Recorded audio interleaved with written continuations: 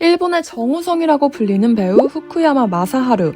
이분이 최근에 일본 언론에 나오며 이슈가 되고 있는데요. 바로 아나운서들을 동원한 부적절한 접대에 응했다는 보도입니다. 사건의 시작은 작년 말 후지TV를 날려버린 스마프의 나카이 마사히로로부터 시작됩니다. 나카이와 후지TV의 전 아나운서 사이에서 일어난 일은 열도에 충격을 줬고 결국 광고가 줄줄이 떨어지며 후지TV는 경영 위기 국면에 다다르는데요. 심상치 않은 여론에 후지TV 측은 외부 변호사 등으로 구성된 제3자 위원회를 설치하고 아나운서를 포함한 직원 1263명을 상대로 조사를 실시합니다. 그리고 3월 31일 그 결과를 종합해 보고서를 발표했는데요. 방대한 분량의 보고서엔 전 후지TV의 전무이사이자 간사이 TV 사장을 역임했던 오타 토루의 행적이 지적됩니다. 오타는 친한 남성 연예인과의 모임에 자사의 여자 아나운서나 여자 직원을 동석시키고 있었는데 이 친한 남성 연예인이 유력 프로그램의 출연자로 나오면서 도대체 누구? 라는 의심이 확산된 것입니다. 그로부터 5개월이 흐른 8월 18일 주간지 여성세븐은 오타가 정기적으로 개최하고 있던 아나운서와의 친목회에 참여했던 것이 배우 후쿠야마 마사하루인 것을 특종 보도하며 파문은 커집니다. 업계에선 오타와 후쿠야마가 가까운 관계인 게 유명했는데 처음에 익명으로 유력 프로그램의 출연자가 아나운서 모임에 함께 했다는 내용이 보도됐을 때부터 이미 후쿠야마 마사하루가 그 주인공이란 사실은 공공연하게 퍼졌다고 합니다. 그리고 여성세븐은 은밀하게 퍼진 소문을 파헤쳐내기로 한 것이죠. 보도에 따르면 무려 2005년부터 오타는 이 친목 모임을 개최하고 있었습니다. 1년에 한두 번씩 정기적으로 하는 모임이었는데 이 모임에는 최소 19명의 여자 아나운서가 참가하고 있는 것으로 알려졌습니다. 제3자위원회는 여성 아나운서 등 직원을 동원했다는 증거로 오타와 후쿠야마의 라인 메시지를 근거로 제시했는데 후쿠야마가 오타에게 라인으로 여자 아나운서들과의 모임 잘 부탁합니다. 신인 아나운서와 만나고 싶네요 등이라고 보낸 것이 밝혀졌고 이 메시지를 받은 오타가 여자 아나운서와의 모임을 세팅했다는 내용이었습니다. 다만 나카이 사건과 달랐던 점은 술자리에 참석했던 직원들의 반응입니다. 후쿠야마의 술자리에 참가한 여자 직원은 술자리가 계기가 되어 일이 잘 풀리게 되었다.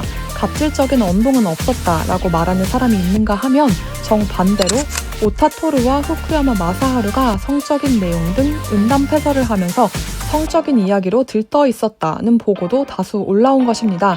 근데 여기서 주목해야 할 부분이 사건 전후 후쿠야마의 대응의 변화입니다.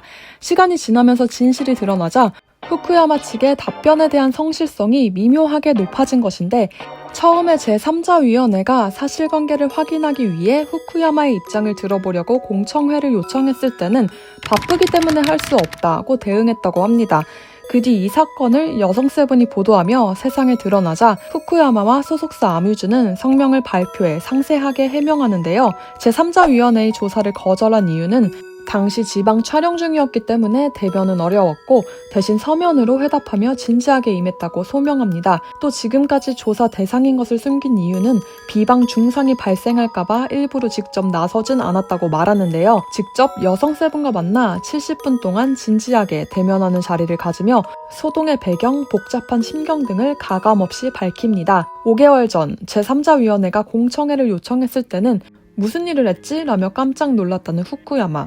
본인은 즐거운 모임이라고 생각했기에 불쾌하다고 느낀 사람도 있었다는 보고서의 내용을 봤을 때는 부끄럽지만 충격을 받았다고 합니다. 암튼 곧바로 소속사 직원들과 상담했고 문제가 문제인 만큼 적극적으로 답하기로 판단을 내렸는데 후쿠야마에 따르면 본인은 조사에 제대로 응답하고 싶다는 의사를 표현했지만 지방 촬영과 공청회 일정이 겹치면서 대면 청취는 물리적으로 불가능했고 그 대안으로 서면으로 회답을 제안했습니다. 이에 제3자위원회 측이 서면 질의를 보냈는데 후쿠야마가 느끼길 여러 질문을 받았지만 본질은 똑같았고 뉘앙스에 변주를 준 느낌이었다고 합니다.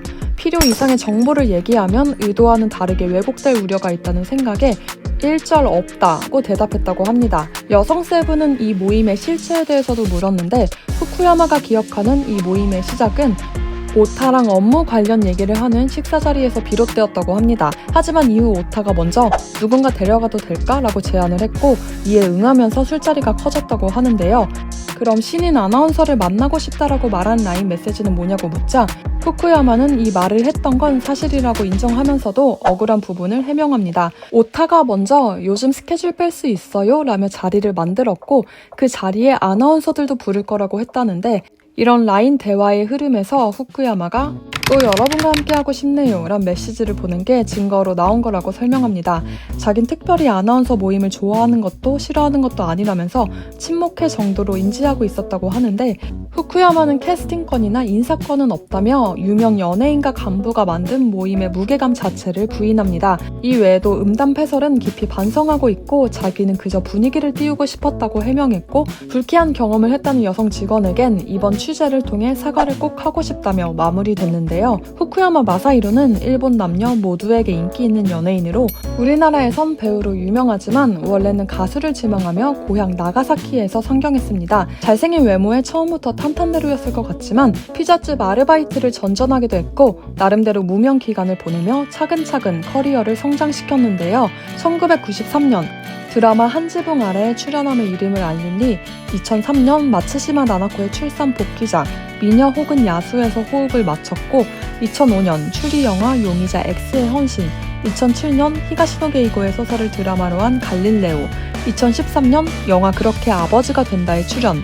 이 영화가 칸 영화제 및 부산국제영화제에 초청되는 영예를 안기도 했습니다. 가수로서도 왕성하게 활동해 1991년 데뷔한 뒤로 지금까지 약 40여회 콘서트 투어를 했고 연말 가요제인 홍대 가합전이 되면 기타를 가지고 나와 노래를 부르는 거물급 연예인인데요.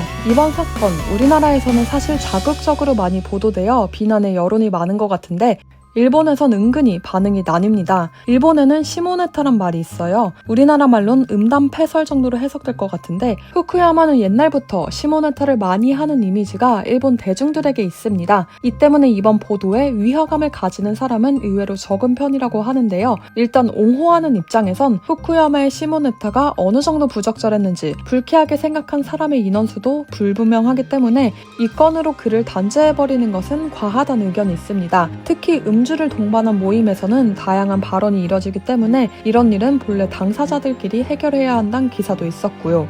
좋아요를 3,800개나 받은 댓글은 특별히 후쿠야마 팬은 아니고 잘생겼는데 음담패설하는 사람이구나 정도의 인상이었습니다. 지금까지 아는 여자는 모래이수 이런 말을 한 적도 있었는데 젊었을 때 발언이고 이런 걸 다 짚고 가자면 연예계에 남는 사람은 거의 없을 것 같아요. 라는 내용이었습니다. 원래 후쿠야마의 썰은 시모네타가 많았던 것은 다 알고 있는 일, 새삼스럽게 따질 이야기도 아닌 듯.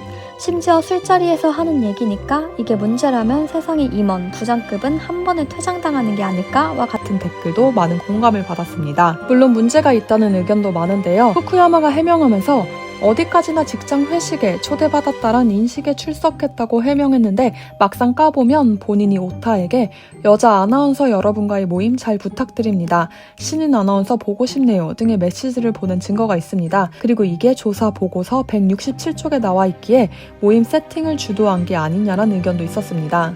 이 외에도 그의 해명 기사엔 비방 중성은 삼가해달라 이런 말 말고 우선은 무슨 일이 있었는지 이게 상대를 짓밟는 것이었다면 솔직히 이야기하고 사과하는 것이 리스크 관리에 있어 더 나은 대응이다 와 같은 댓글도 있었습니다. 유명 연예인에 대한 잘잘못의 이슈로 흐르고 있지만 사실 문제의 본질은 후지TV 조직의 체질과 관련된 부분이거든요.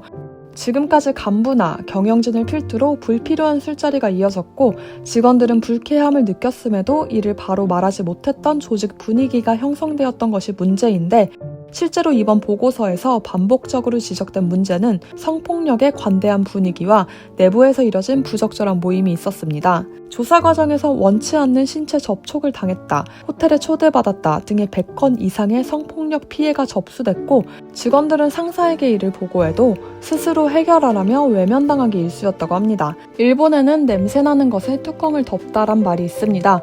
문제가 되는 것을 못 본 척한 채 관여하지 않는 일본 특유의 분위기를 지적하는 말인데 이제는 일본인들도 이런 세태의 염증을 느낀 게 아닐까요? 적어도 냄새나는 것을 제대로 지적할 수 있는 분위기로 변화하고 있는 것 같습니다. 오늘의 이야기는 여기까지입니다. 여러분의 생각은 어떠신가요? 댓글을 통해 의견을 알려주세요.